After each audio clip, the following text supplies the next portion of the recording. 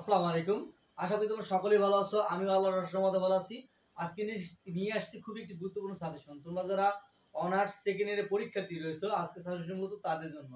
তোমাদের এই স্বল্প সময়ের মধ্যে যাতে খুব অল্প পড়াশোনা করে খুব ভালো একটা রেজাল্ট করতে পারো, খুব টপার একটা রেজাল্ট করতে পারো, টপ রেজাল্ট করতে পারো, সেইভাবেই সাজেশনটি সাজিয়েছি।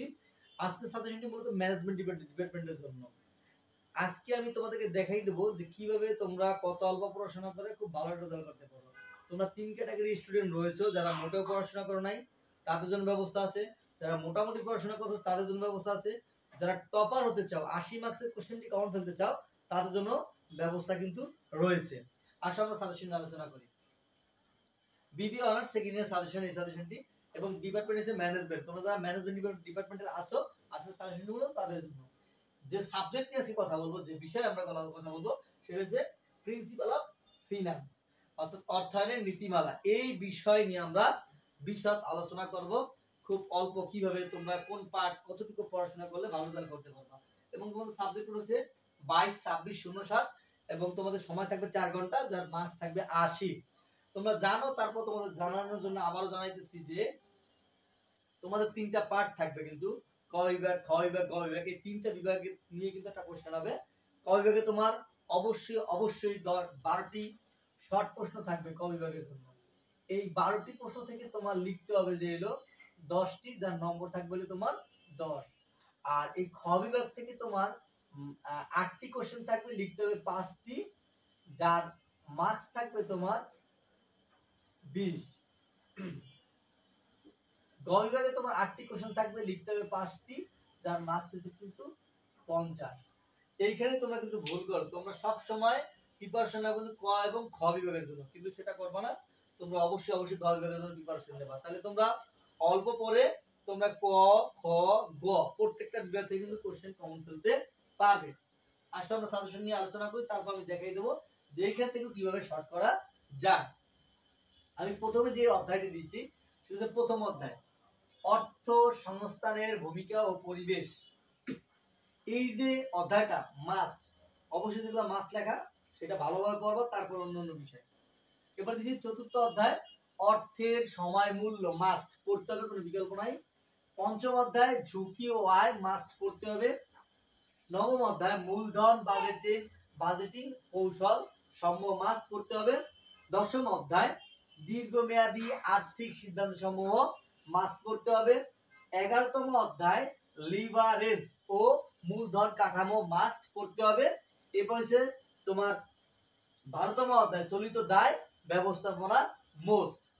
এখন এই যে 7টা অধ্যায় কারা পড়বা, এই 7টা অধ্যায় কারা পড়বা যারা এই 80 মার্কসই কমন ফেলতে চাও।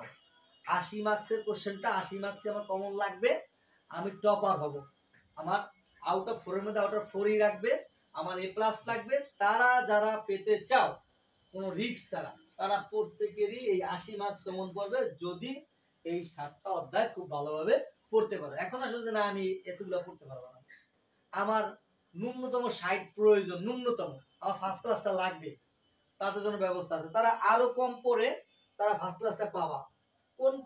কোন কয়টি অধ্যায় পড়বা, তারা মাত্র 5টি অধ্যায় পড়বা। কোন 5টি অধ্যায়?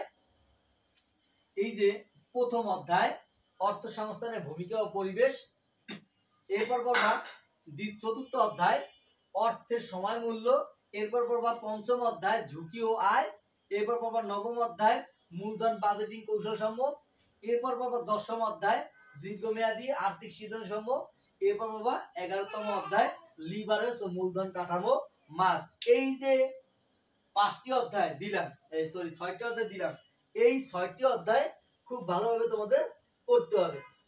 এইখান থেকে তোমরা আরেকটা অধ্যায় কমিয়ে পড়বা, সেটা হচ্ছে দেখো এই যে প্রথম অধ্যায় চতুর্থ অধ্যায়, এর সাথে পড়বা পঞ্চম অধ্যায়, আর পড়বা তোমরা নবম অধ্যায়, আর তোমাদের হচ্ছে 11তম অধ্যায়। অর্থাৎ ফার্স্ট ক্লাসের জন্য তোমরা শুধু এই 5টি অধ্যায় পড়বা। কোন 5টি? প্রথম অধ্যায় অর্থ সংস্থানের ভূমিকা ও পরিবেশ, চতুর্থ অধ্যায় অর্থের সময় মূল্য, পঞ্চম অধ্যায় ঝুঁকি ও আয়, নবম অধ্যায় মূলধন বাজেটিং কৌশল সমূহ, আর পড়বা 11তম অধ্যায় দীর্ঘমেয়াদ লিভারেজ ও মূলধন কাঠামো মাস। এই 5টি অধ্যায় করলে তোমাদের ফার্স্ট ক্লাসের জন্য ন্যূনতম 60 প্রয়োজন, অবশ্যই কমন পাবা। এখন আসলে আমি তাও করতে পারবো না, আমার পাস করার প্রয়োজন, আমার পাস করতে হবে, তার জন্য ব্যবস্থা আছে। যারা পাস করতে চাও তারা মাত্র কয়েকটি অধ্যায় পড়বা, কয়েকটি অধ্যায়, তারা প্রথম অধ্যায়, চতুর্থ অধ্যায় এবং 11তম অধ্যায়, অর্থাৎ প্রথম অধ্যায়, চতুর্থ অধ্যায় এবং 11তম অধ্যায়, এই যে 3টি অধ্যায়, প্রথম অধ্যায় অর্থ সংস্থানের ভূমিকা ও পরিবেশ, আর পড়বা চতুর্থ অধ্যায় অর্থের সময় মূল্য, আর পড়বা তোমরা এই যে 11তম অধ্যায় লিভারেজ ও মূলধন কাঠামো মাস। এই যে 3টি অধ্যায় দিলাম, এই 3টি অধ্যায় যদি তোমরা ভালোভাবে পড়তে পারো, তোমাদের পাস করার জন্য যে 32 প্রয়োজন তার থেকে বেশি কমন পাবা। এতটুকু গ্যারান্টি আমি তোমাদেরকে দিতে পারি। আমি যেভাবে তোমাদেরকে বললাম, যদি এইভাবে তোমরা প্রিপারেশন নিয়ে হলে যেতে পারো, শিওর থাকো 100% কমন পাবা এবং লিখও আসতে পারবা। আর যদি প্রিপারেশন না নাও এবং সাজেশনটিকে অবহেলা করো, তাহলে তোমরাই পরীক্ষা হলে গিয়া অবশ্যই আফসোস করতে হবে, আফসোস। ঠিক আছে? কারণ তোমরা যারা পুরনো আছো তারা জানো যে আমার সাজেশনগুলো কিন্তু 100% কমন পড়ে। যারা নতুন আছো তারা বিশ্বাসের সাথে পড়তে পারো, যদি কমন না আসে তার দায়ভার আমি এবং আমার চ্যানেল অবশ্যই নেব।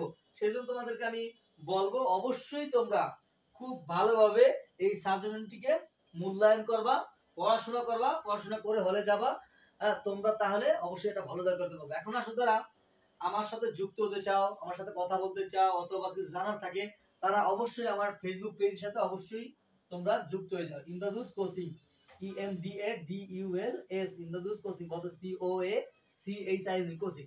এই পেজটিতে গিয়ে তোমরা অবশ্যই একটা লাইক দিয়ে রাখবা এবং ফলো করবা। অবশ্যই তোমার বন্ধুর কাছে শেয়ার করবা যাতে এই ভিডিওটা তারও কাজে আসে এবং তোমরা সকল বন্ধুরা পড়াশোনা করে হলে যেতে পারো, প্রত্যেকের হেল্পে আসে। আশা করি তোমাদেরকে বুঝাতে পারছি সাজেশনটি। খোদা হাফেজ, ভালো